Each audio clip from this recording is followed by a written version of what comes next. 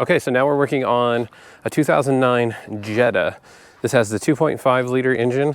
Apparently it was having, it just randomly would shut off and then start back up, randomly shut off. I diagnosed it. It came up with a P0322 code, which everybody on the internet says translates to a crank position sensor.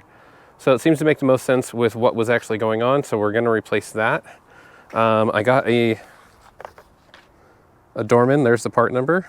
Seems pretty straightforward. You just gotta jack up the vehicle and put it underneath.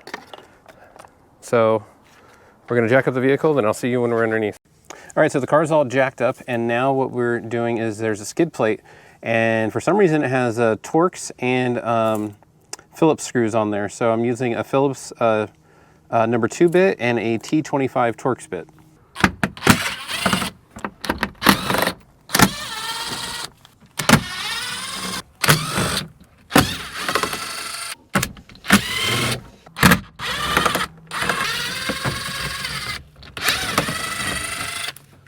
All right, so it should just slide out. Does look like there's some tabs right here, but there you go, it's out. Oh, what's going on right there? It's a cap to something.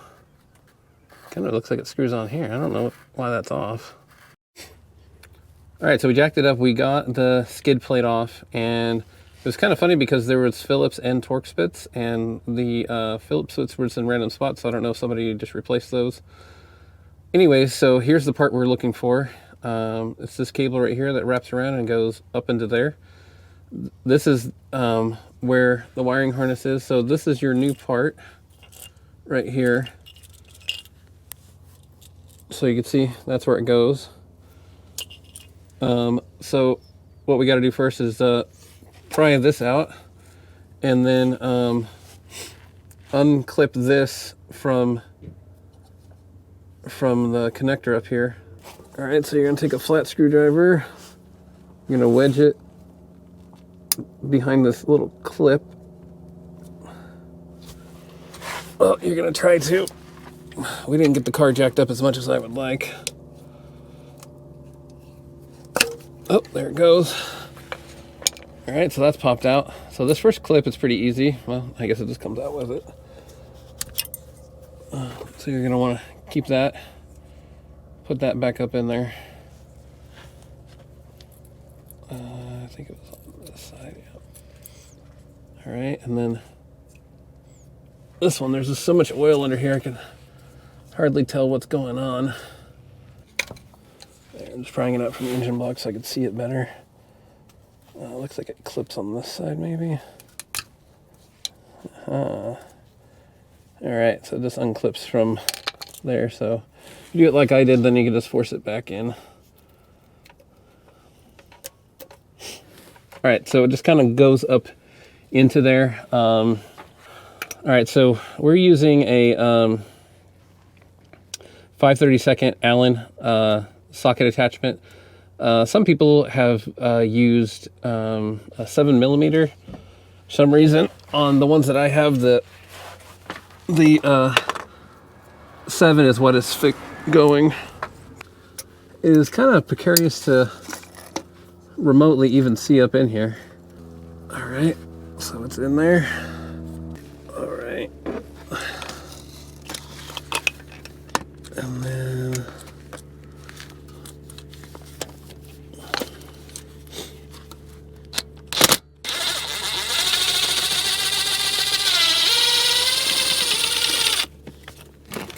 right. There's one screw, and then the other screw.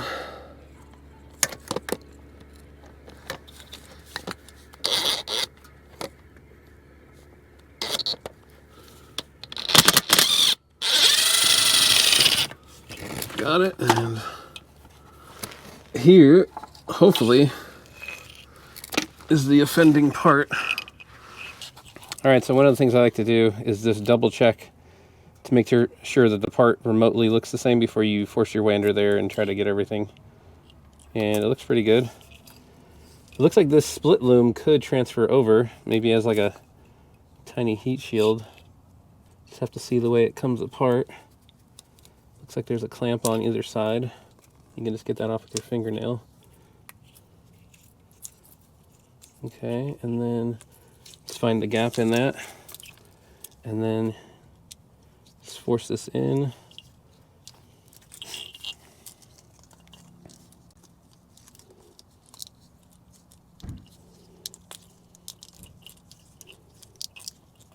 Alright.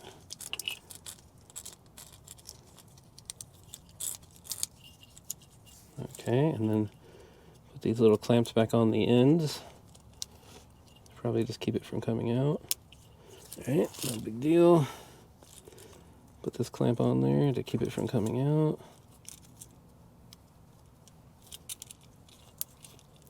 Alright, so then now we're just going to screw this back in and then put everything back the way it was. Hopefully everything goes back smoothly. Since we're going back into the block, I'm not going to just go straight in with the screw gun. I'm going to put it in there slow and easy.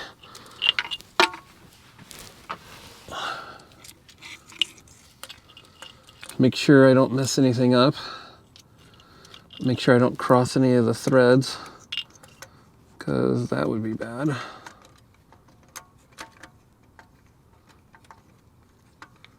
Alright. It's best just to go in slow. Make sure it fits flush. It should fit flush.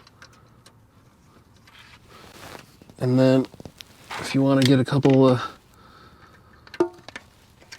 impacts with this, that should be fine. Just remember the part is plastic, so don't go crazy. All right. So now you're going to put everything back through all the wire clips.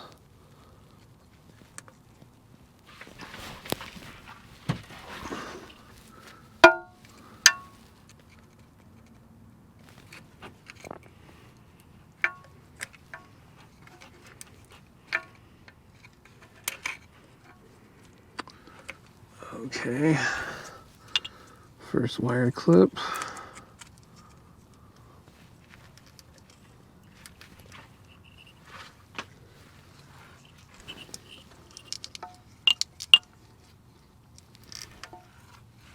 Okay, second wire clip. All right, now we're back up here to the wiring harness. It only goes on one way. So make sure you hear it click. All right, that's it clicked, and then it should fit back into the groove here. All right, so it's back in the groove. All right, just double check everything. Click. Got that. That's all nice and tight up in there. All right, so then you just need to put the heat shield, or the little deflector shield back on. You'll need something to plug into your computer to clear the code. I use the BlueDriver. I'll have a link down in the description, but you can probably use anything. And that's pretty much it. Thanks for watching.